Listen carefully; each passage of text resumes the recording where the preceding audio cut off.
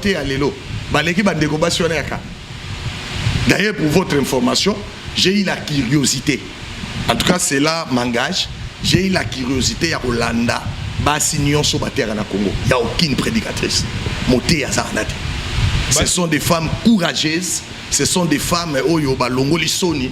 Et ils donnent la morale. Donc, Bassignon sur la terre à Maman Sanjou. Maman Sanjou. Je les ai tous suivis. Moutate Arazate. Ils ne sont pas des enseignants. Baza ba moraliste. Donc Bassignon sur la terre à Congo. Ils donnent la morale. Ils donnent la morale, ils peuvent exhorter. Personne n'enseigne. Yesu yazoti kabasi bate. Bana nzambe mbote na biso lisusu mbote mingi. Lelo tokutani lisusu. Po ete tosolola ndenge tosolola kaka na masolo kitoko na mosala nzamba pesi biso ya kosala.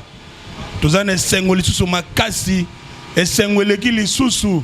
Bamba te nzambe abateli biso asungi biso amonisi biso mokolo na lelo pe tokutani lisusu na pasteur Ben ndenge kaka ezalaka. Pasteur Ben alobaki mingi na maloba na mingi alobaki etouché pe batu mitema ya ngwana tozonge lisusu na ye ameka ko répondre un peu na makambu tozanango mbote na bino nyonso na pesi bino merci na bino banso oyo bozali ko s'abonner bolingo s'abonner pe bo s'abona pe na bino oyo botala kabiso kaka boleki na sengi bino merci na sengi bino lisusu ete moyen ya ko sunga biso moyen ya ko salisa biso pour que mosala oyo ekene liboso ezali kaka ko s'abonner au s'abonner Anissé Ponkonzo député provincial ya Maïndombe na mosala kitoka zali ko sala pe na ba soutien na ye.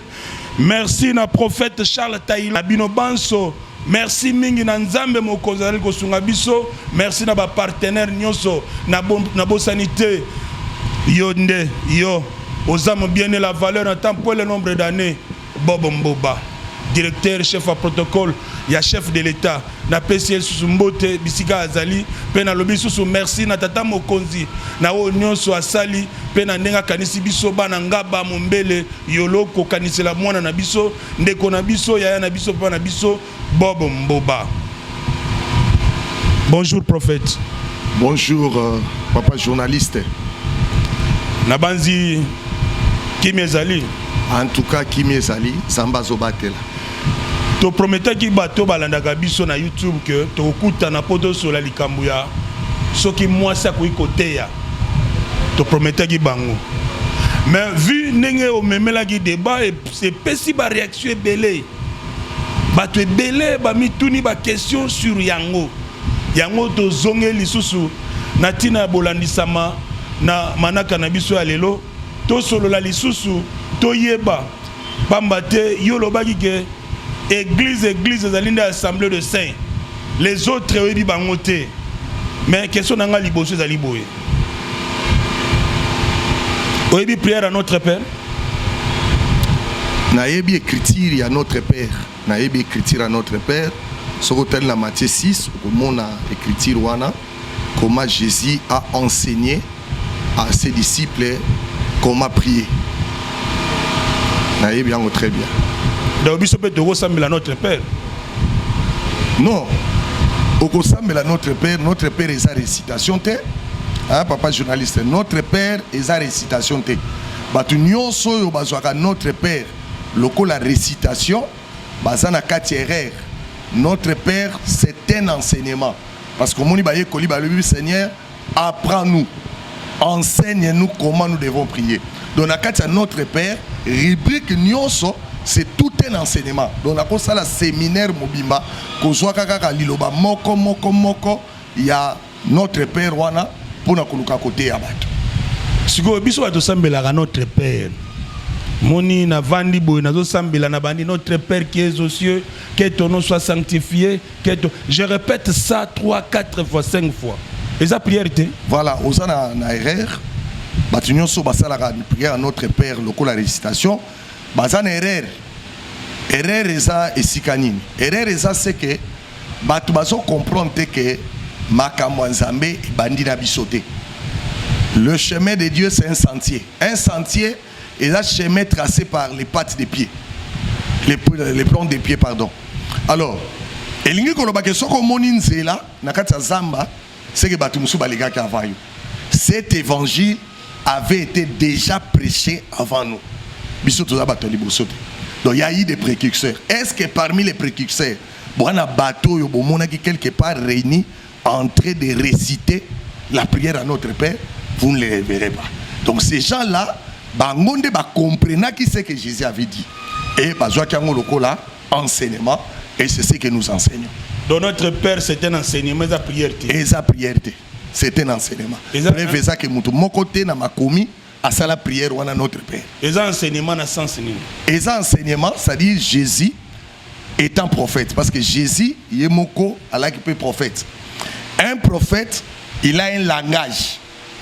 Alors Jésus, le la prophète, dans ce qu'il a enseigné là sur la prière à notre Père, il a annoncé beaucoup de choses. Et ces choses-là, prophétiques, ceux qui l'ont suivi en premier, c'est-à-dire les Pierre et ses amis, comprennent qu'il très bien. Le gars va comprendre qu'il très bien, il y a des récitations. On a vu les apôtres en train de prier, et nulle part vous verrez un apôtre devant situation moko donné toi avant il fait prier avant de réciter notre Père ou les psaumes ou quoi encore. Voici comment est-ce que vous devez prier. C'est ça. Notre Père qui est. Donc le bien récitation. C'est Jésus qui l'a dit. Hein. Ce n'est pas un prophète, c'est Paul T, c'est Pierre T. Les disciples apprenez-nous à prier. Jean apprendre les disciples à prier, mais nous devons l'accepter sauter. Yes le bon. Bolivon nous semble. Ce qui ne multiplie pas de vaines paroles. Voici comment est-ce que vous devez prier. Notre Père qui est aussi. Yolobité, tout tigawana, et sa récitation. Donc, l'imbola un peu place ouana, batubala na bien. Au moins, na catholique, et sa prière à notre Père. Et puis, et ça la capé. Mais tant que nous avons des arrestations, on nous l'a par là. Ok, na kokota na makamya ko sala to parce que ko sala partout ça la partout batunyo so peut se témoignage que ba sala même bato yo ba sotaka likolo moto ba yo so gende ba sotaka likolo moto et ça la capé ba fait. Na ça pena na fait mais na ça na enseignement ya parole. Omoni yeso lobi nazo sambela pona ba disciple bo azaki na bango. Ami na osambelaka pona bango te nazo sambela pe pona batu nyonso bakondimelanga na nzela maloba na bango. Ça signifie que les disciples bangonde bapôtre na bazwa ki musala ya koya côté ya biso makambo yeso ate ya ki biso. Alors bango bazwa ki compréhension exacte parce que na limite que eza na sango moko tonde ko moko lelo ko ikoloba ka comprendre ki plus que ba Pierre likamona yeso alobaki et ils ont compris, c'était des moissonneurs. Alors tango bango ba comprendre, c'est eux qui nous ont fait comprendre que cette prière-là, ce n'était pas une récitation. D'abord, prière et récitation. Prière et zali, maloba oezouta au fond du cœur. Et maloba oyo ezo matanakata mutu. Mais Jésus a canalisé. Donc en réalité, prière à notre Père, c'est un sommaire. C'est un canal. Donc à canaliser le lengeni le samonabiso fouisa. Donc il y a la reconnaissance du nom, il y a la reconnaissance, il y a reine, il y a les requêtes. Parce que les pères quotidiens, yo aussi nga lipa. On dit que lipa et ça lobby m'a bébélé. Nakata lipa mbongo et ça wana ba maladie et ça wana ba besoin. Avec un lipa. Donc yo ce qu'on t'a qu'on va senga lipa quand que lipa neza boulangerie songolo terre lipa na et c'est lobeli. Donc Jésus avait un parler parce qu'il était prophète et un prophète pour les comprendre, il faut avoir la lumière. Il faut avoir la révélation. Voilà pourquoi les apôtres qui avaient reçu le Saint-Esprit, ayant reçu la lumière sur tout ce que Jésus avait dit, ils n'ont jamais fait cette récitation-là comme une prière. Et ils sont nos précurseurs. Alors, comment est-ce que nous devons prier? Nous devons prier. D'abord, la prière, il faut comprendre que la prière est fonction de ce qu'on a reçu.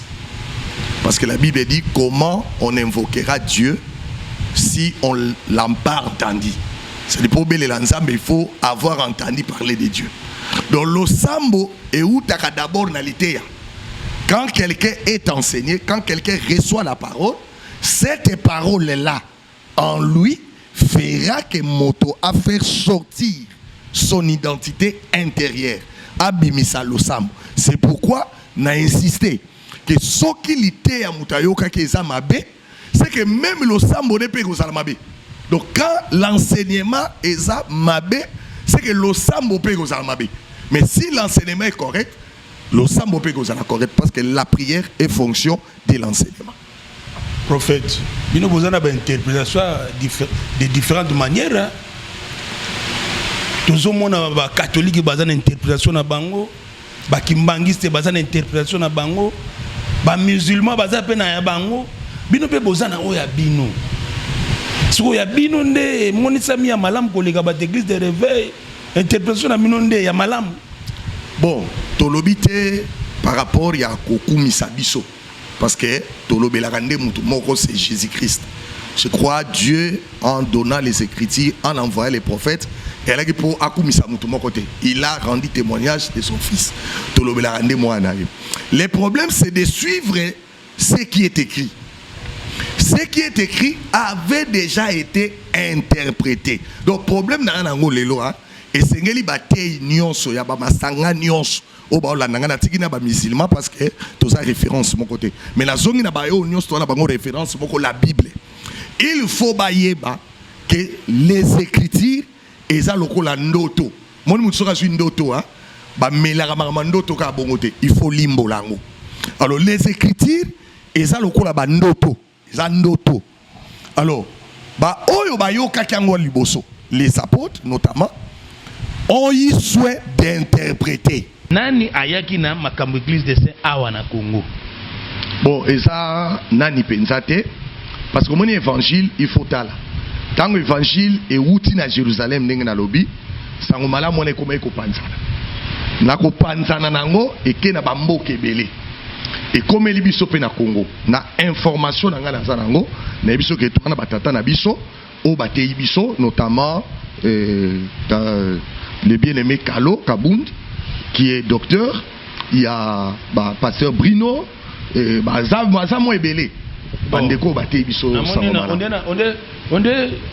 J'ai touché la cible. Kabunda Kaloza. Bon, on a évité la minute sur la table. À Pasta. Pour traiter l'église de réveil. Nini tour de Babel. Oui. C'est votre père. Comment l'enfant ne peut pas savoir où se trouve son papa? Ok. Des fois, moi, dans Soka Koli, il peut aller parce que actuellement, Naza na local. Voilà. Naza local mon côté. Voilà. Les docteurs Kalo, Azana local, il y a université, il y a église Nabiso de Saint, université 83. Le grand caméraman Kapanga, on dit c'est là où il y a. Mais ngai naza. Au monde aller munoko sikoyo. Au monde aller munoko. Problème na yesani. Natuni pasteur Kalo Kabunda aza wapi. Aza na Kinshasa. Bon, na solo l'inete mikolo pona yeba. C'est un homme où il y a déplacé un peu moins mingi. Na solo l'inete mikolo pona yeba. Il est où? Ça va. Bon, on a aidé you. On a aidé you, Kas. La question, on a aidé you. Bobi Misaki n'a qu'à terminer pour l'année. Non, bon. Soit on a aidé you, Grissus. Bon, si c'est pas n'a pour l'année. Yo, ça m'a église, n'a bisoté. Ah, ouais, tout ça, je pense pas que nous devons régler. Oui, c'est ça. L'évangile était biso sagesse. L'évangile était biso la bienséance. La sagesse et la bienséance. Donc, par bienséance, Nakoya ko exposer les choses. Seulement exposer l'église de réveil. Non, l'église de réveil n'expose pas par rapport à l'enseignement. Tout n'a des choses liées à l'enseignement. Quand j'ai parlé de l'église des saints et de l'église des réveils, je n'ai cité les noms de personnes. Je n'ai cité les noms de personnes. Nasatakaki à leur enseignement. Attaquez-vous à l'enseignement de l'Assemblée des saints. Ne me posez pas de questions sur une personne. Pasteur Malembe. Voilà. Bien sûr. Pasteur troublé. Marseille. Pasteur Ben troublé. Mais soit le va tirer sur l'église de réveil. On a sagesse et vous allez dire. Au lobby nangai l'église c'est assemblée des saints. Binonde boyebi ko interpréter. Binonde pendali loba penda binonde bo interpréter bien collègue catholique, collègue RC, binonde bozana parole. C'est-à-dire bino bolandela la parole. Oui. Logo la ba Pierre. OK. Logo la ba Jacques. lokola ba Paul bino nde bozana liloba ngana tuno question papa na bino papa Kabunda kalo bisika za na pese mbote aza wapi oyebite te na yebite na nzoto boye parce que to sololi na été mikolo avoir jara moi minga déplacer na yebite soka ça d'après certaines indiscrétions ouais. Le pasteur a été suspendu. Bien sûr. Il est suspendu. Oui. Bon, ça est suspendu pour elle. Conformément à la parole, conformément à l'enseignement. Parole est à l'axibino. Non, personne n'est au-dessus de la parole. Voilà ce que vous bisika oyo ba masanga na bino ça pas problème. La parole est plus grande. La parole est plus grande que le messager. C'est-à-dire atangane na hôtel liloba boy na likolo liloba te. Omoni Paul hein. Frère na biso Paul alobini. Alobi soki atanga Paul na hôtel ya bino makamususu. Oye que c'est dans la que la maman donc le bien-aimé Kalo c'est l'un de nous. Soki atamboli na makambo oyo eza conforme à la parole. La parole va s'appliquer. Mais l'autre te reproché, ça a été reproché à l'église. Ici nous ne sommes pas l'église. C'est pas important, je vais le dire à qui. Parce que Bissonio sur Bandeko église bien. Ça a été communiqué à l'église. Tous les saints les connaissent. Tous les saints les connaissent. Mais ici je suis venu non pas pour parler de notre papa qui est le docteur Kalo, mais c'est de parler de Jésus. Non, Bana va suspendre papa. Banate, c'est la parole qui l'a suspendu. Non, attends, la parole, tiens. Mais moi, je suis mutakala na ye. Yene mutakazaki maudit. Mais où est mutakala ya papa? Yene zaki béni. Siko bino, papa na bino la gisi bino la meilleure interprétation que l'église de réveil. À cette seule il faut suspendre et cela se passe dans la place publique. Yo écoutez dans la place publique. Mais il faut suspendre. Bon, on a demandé. Peut-être dans un de comment on a vu son d'appeler le solo. Banana Nzambe bozali sur Expérience Christ Télévision. Bisika oyo toyambi pasteur Ben, prophète Ben. La fois passée à tiragi mingi sur l'église de réveil, l'église catholique. Alors il bangonde bazana liloba. Bangonde ba santu ya solo ya mwana lelo na ba réaction à batu tozoki pe quelques informations sur l'assemblée des saints ya mwana dans na betier pasteur tozana kata malili mais pasteur bo mona toki donc c'est-à-dire à moni pe que non beti so que dans l'église de réveil ça rappelle l'assemblée des saints et pourquoi pas bibenga ma assemblée des saints tozana lelo a okimate asatana que match ça facile nasunga voilà pour na aider yo les capartio nasunga yo oh na les gandeni te pona sunga yo non les gandeni yo ba pression question wana na aider bango bisika bazolanda ngai. D'ailleurs si c'est lui qui nous a enseigné la parole est suspendu par la parole, c'est là la preuve. C'est là la preuve. Oui, les bien-aimés docteur Kalo Kabunda. S'il a été suspendu, c'est là est la preuve que l'église des saints est l'église de Dieu. Et il ne s'est pas opposé. C'est aussi une preuve que dans l'église des saints, Masumu Bezali. Non, Masumu, bon, on a le bénéfice comme Masumu. Tu es dans l'église des saints. L'église des saints. Mon centre dans l'Issoumou. Ah voilà, au moins il était à ma belle. Il était à ma belle aussi que mon centre là l'Issoumou. Mon centre là par rapport à l'Issoumou. L'Issoumou, la pureté du péché, c'est l'Ikamusu. Mon centre là l'Ikamusu. Mon centre là moto a yami parole. Yesu atie pembeni. Siko yo bisika ba tie pembeni. Abanda kobike la bon moyi ya musika ya masumu. Mais mon centre et ana l'Issoumou. Prophète Ben. Évangile éternel Laxine. Évangile éternel. Évangile éternel, les évangiles à Christ. Oyezo talisabiso la pensée de l'éternité. Parce que Nzambe, avant Akela, dans l'éternité, il avait tout conçu.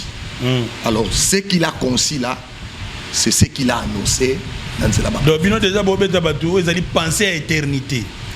L'évangile de Jésus, c'est la pensée de l'éternité. Donc, quand on va penser de l'éternité, c'est-à-dire Dieu était dans l'éternité. Quand Zambazo créé. Il est dans l'éternité. Dieu est dans l'éternité. Voilà, Dieu était dans l'éternité. Il a créé les temps et lui-même Dieu. Pas ça, grave. Dieu est éternel. Il est dans l'éternité. L'éternité, c'est Dieu. Comme ma pasteur, au bazola nanga, il comprend ce qu'il dit. C'est-à-dire dans les temps. Yoka n'a tracé le cas axe à temps. C'est-à-dire toute une éternité. Après éternité, Dieu a créé. Il a mis les temps. Bissout. Hein? Bissot. biso na nzambe toute une éternité. Biso na nzambe toute une éternité. Bien sûr. Yango biso ndenge toye kobeta tour na temps, toye kobeta tour na mokili. Tokozonga na éternité. Toke malembe. Tous en église des saints. Oh, yo évite que basa to uta na éternité. Pasteur malembe na. Na pesa information biso basin to uta na éternité na nzambe. Pasteur malembe. OK. Toke malembe. Ngana yebiso que Dieu est éternel. Oui. Hein? Oui. Il est éternel. Oui. ABC Moïse, dis-leur, je suis m'a envoyé, je suis. Donc, nous avons appelé créateur et éternité. Mais il est au-dessus de l'éternité. Bien sûr. Alors, il y a une chose. Parce qu'on attend à une éternité. C'est-à-dire l'éternité retient d'abord que ça, tant oyo, le temps n'était pas encore là. On temps de tout compter. Il y a des jours de l'éternité. Dieu était là. Alors, qu'on a une éternité, Dieu a conçu l'évangile. Parce que l'évangile, c'est sa pensée. Il a conçu l'évangile. Pour la l'action, on a appelé ce verset, Évangile, c'est la bonne nouvelle de Jésus-Christ. Évangile, c'est la bonne nouvelle de Jésus-Christ. La bonne nouvelle, hein? De Jésus-Christ. C'est la parole. L'évangile, c'est la parole de Jésus-Christ. Voilà. Hein? C'est la bonne nouvelle de Jésus. C'est-à-dire la parole qui enseigne Jésus. Parce que ce qu'on a, mais tu n'enseignes pas Jésus, c'est pas la bonne nouvelle. Compliqué, hein? Na compliqué. Comment ni biso ba tutanga classe T, biso ba to yibi pendante. Hein, ko compliqué biso T. Dieu, c'est la parole. Oh, Yezagina Yesu fait chair. Dieu lui-même, c'est ça. La parole, c'est Dieu. Et ça, bon, la parole, c'est Dieu. Donc Dieu n'a pas créé la parole. La parole, c'est la Dieu. Parole, c'est Dieu. Et cette parole vient de l'éternité. Il est entré dans les temps. Et quand il est entré dans les temps, tout ce que la parole a parcouru était déjà conçu depuis l'éternité. Parce que Pierre nous informe, notre frère Pierre a informé Bisso, à l'objet que avant même Tosumuka, avant que même Adam ne pêche, Dieu avait préparé un agneau pour l'expiation avant la fondation du monde. Donc l'agneau là c'est Jésus. Parce qu'on a dit que l'agneau c'est Jésus. L'agneau c'est Jésus. Jésus est Dieu. Pas de problème. Pas de problème. Jésus est Dieu, non? Oui. Jésus est Dieu. Jésus c'est Dieu. Jésus qui est cet agneau là. L'agneau là a été déjà conçu depuis l'éternité. Parce que avant la fondation du monde. Donc Dieu avait déjà l'agneau. Donc Dieu savait déjà tout ce qui devait arriver. Donc Zambé c'est un metteur en scène. Maintenant, Bakamo ya concevoir Kiwana. Par le Saint-Esprit, il nous a confié ça. Par l'évangile, nous sommes toujours annoncés. Il y a un évangile exactement. C'est ça l'évangile éternel. Pasteur, Nzambe a sali Adam, mais a yébike. Adam Osumuka. Osumuka a préparé Jésus. C'est ça bon. On a dit Adam a salamité, mais Jésus a préparé Jésus. Voilà les évangiles. L'évangile éternel, là. Évangile à Christ. Évangile à Christ. Oh, moi c'est pas côté yango. On a un évangile, on a un monde, moi ça théâtre. Pas ça. Moi c'est pas côté yango. Athée en assemblée des saints. Mais na lisanga. En assemblée des saints. Non, na lingo fixé le robot. Moi si il faut rendre témoignage, il y a parole de Dieu. Partout à Zotambola. À rendre témoignage. À rendre témoignage. Il peut parler de Jésus partout. En a liberté one. Sauf dans l'assemblée des saints. Mais où est il côté à apôtre que non à ce que ça moi si. Il était là. Mais n'habite. L'été est info. L'été là. Et ça l'été. Ça non. L'été est dans information. Bon, na idée donc na profiter na corriger en tu vas na suka. Na corriger en rapidement. Na suka yo kana to beta tembete. L'été est information. Information c'est anine. Information c'est apprendre à quelqu'un logo oh ya yogité. Oh ya yebité. Je t'apprends, je t'informe. Tant ba mibali ba yaki na doute ba monega c'est fini cop esili. Ngana zonge la cop na nga nini. C'était la femme. Mutakeno zo nouvelle. La première est informée que non, Jésus a sécuit. C'était Jésus, n'était Marie. Et Marie est allée apprendre ça aux hommes. Elle est allée informer aux hommes que non, le Seigneur est ressuscité, il est vivant. Non, naza na kati ya discrimination des femmes te, naza na kati ya liteya ya Yesu. Soki lelo nga na tindi yo nabi ndeko journaliste kende koyebisela ngai papa na nga docteur Kalo que naza na posa na ye. Loso memisa ngwana. C'est une information. C'est une information. Donc les femmes ont apporté l'information. So bato ba informer yo wana. Yesu ye moko atambola ki na bango. Apesa ki bango loto moteur kokoma bantoma ponani. Donc bino vous avez l'impression que bandeko basio ba ote alelo. Baleki bandeko basio na yaka. D'ailleurs pour votre information, j'ai eu la curiosité. En tout cas, cela m'engage. J'ai eu la curiosité à Hollanda. Basi nyonso batera na Congo. Il n'y a aucune prédicatrice. Moté ya zanate. Ce sont des femmes courageuses. Ce sont des femmes oyo ba longoli soni et ils donnent la morale. Donc basi nyonso batera prédicatrice. Mutate ya zate. Maman Sanjou. Bango nyonso mutate ya zate. Maman Sanjou. Je les ai tous suivis. Mutate ya zate. Ils ne sont pas des enseignants. Baza ba moralistes. Donc basi nyonso batera na Congo wa. Moralistes, ils donnent la morale. Ils donnent la morale, ils peuvent exhorter. Personne n'enseigne. Bino basi onyo sobolo wa ba courageuse. Ezaka ba courage hein, bo pesa morale. Bote ya na bino te. Hein? Bino ezaka courage kaka, morale kaka, ezanga ité. Prophète pasteur Ben Moutalobi assemblée des saints. Donc pour na ye moi ça côté athée. Na lagi senenge ba mari ba kenda na sépulcre notre Seigneur Jésus-Christ, le premier à être informé que Jésus c'est qui Ezaki Bassi, et la première personne à informer aux apôtres Ezaki Bassi. Information. Mais la prédication c'est une information. Tu m'apprends des choses. Na habité pasteur pona église de Saint-Denis. Mais parce que Kalo a pembeni. Alors, bon, l'enseignement est clair. L'enseignement est ça. Moutou a sanctionné. Soka tamboli conformément na haut les paroles de Seigneur. Bon, bazaki groupe, mais soupe bazongi. Dans quelques soit deux personnes bazongi déjà. Ah, aussi ba information. Oui, bazonga. Bazongi pardon Tony. Bazonga qui ils ont accompli la parole.